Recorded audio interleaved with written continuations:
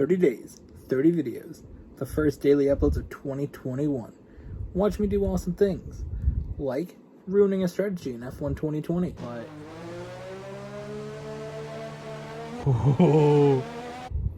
Returning to Overwatch for the first time in over a year. I'm going to win! Hell yeah, you gonna win. Continuing the building of Bretown and City Skyline. We got one house chilling. That's nice.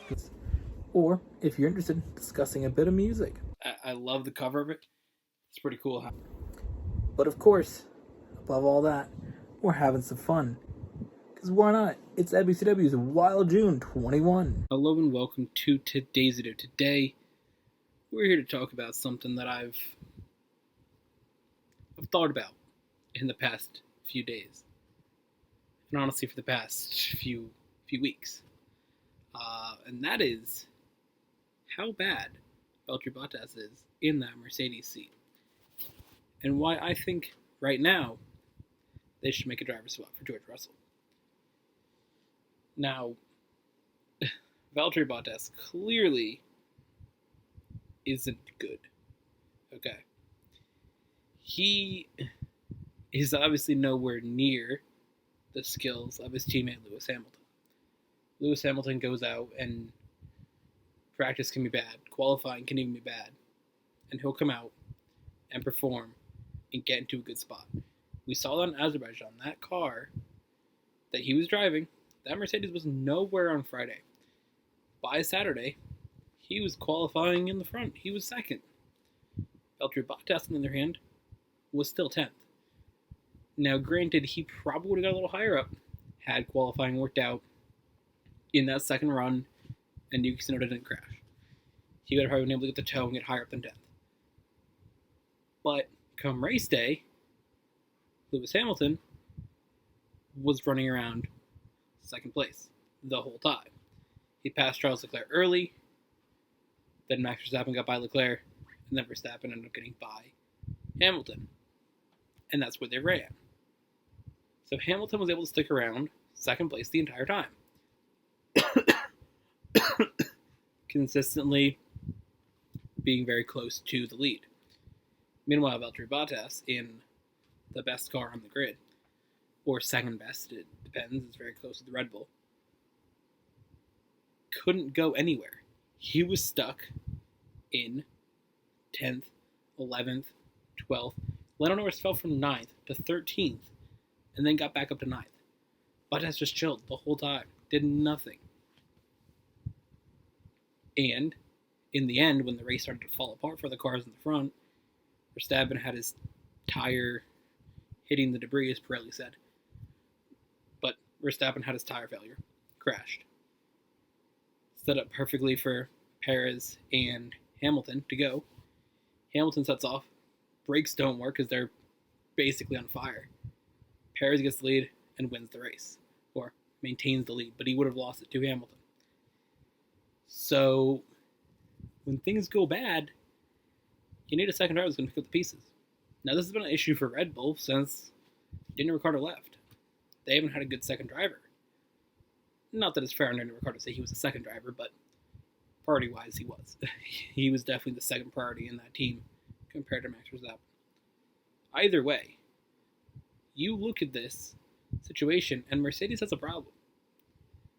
Bottas has not scored points in 3 of the 6 races so far. Granted, Monaco wasn't his fault. But the other 2 definitely are. You know, you look at Imola, okay, you can say George Russell crashed, he crashed, doesn't matter who crashed.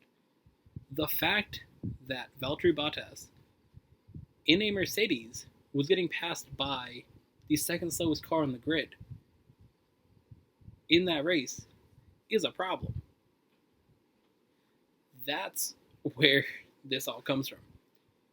George Russell outperformed Valtteri Bottas in the Secure Grand Prix last year. Lewis Hamilton was out from COVID, and they had to get a replacement. They brought George Russell in. He nearly outqualifies Valtteri Bottas in the first race, takes the lead, and dominates that race. George Russell would be a race winner if it wasn't for Mercedes tire mistakes on the pits. that put Russell in 8th or wherever he finished.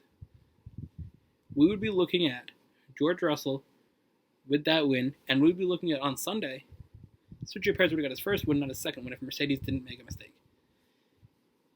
So, based on that, Mercedes can't continue to just rely on Hamilton to go 1v1 against Verstappen, especially with Sergio Perez, who now said at the beginning of the year he was going to be ready by race 5 or 6. Here we are, race 5, he gets 4th place in Monaco. Race 6, he's there, competing in 3rd, pretty close to Hamilton. If Red Bull didn't have a slow pit stop, Perez would have actually took the lead from Verstappen. So with that, you got to imagine as well, Perez got to win now. He's going to be confident in that car. He's going to be confident coming off of that performance that he had in Azerbaijan. What's going to change for Bottas? Not saying for Mercedes to throw the championship and put Russell in for him to learn the car, but if you put Russell in that car right now, he can get used to being on this team because he's obviously Mercedes' future. Bottas isn't.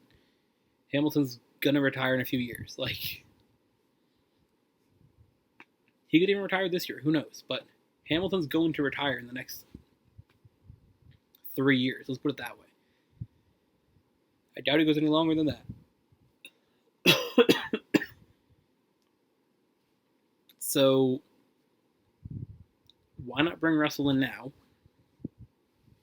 Let him get used to being on a big team, a team that's expecting him to win and get podiums, get poles, instead of a team that you got into Q2. That's amazing. You finished in 14th. We're so happy. Let him get used to that.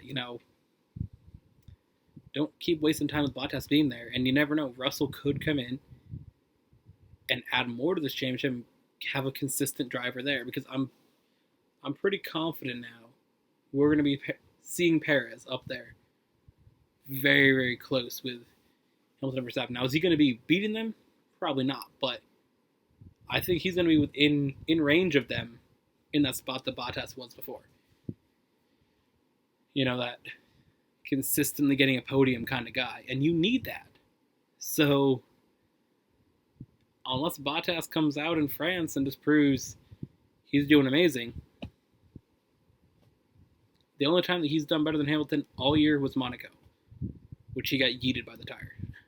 But his one good race is a DNF, which again wasn't his fault, but that's the only time that he outperformed Hamilton. He's not good. So Mercedes needs to make this switch. I think it's important.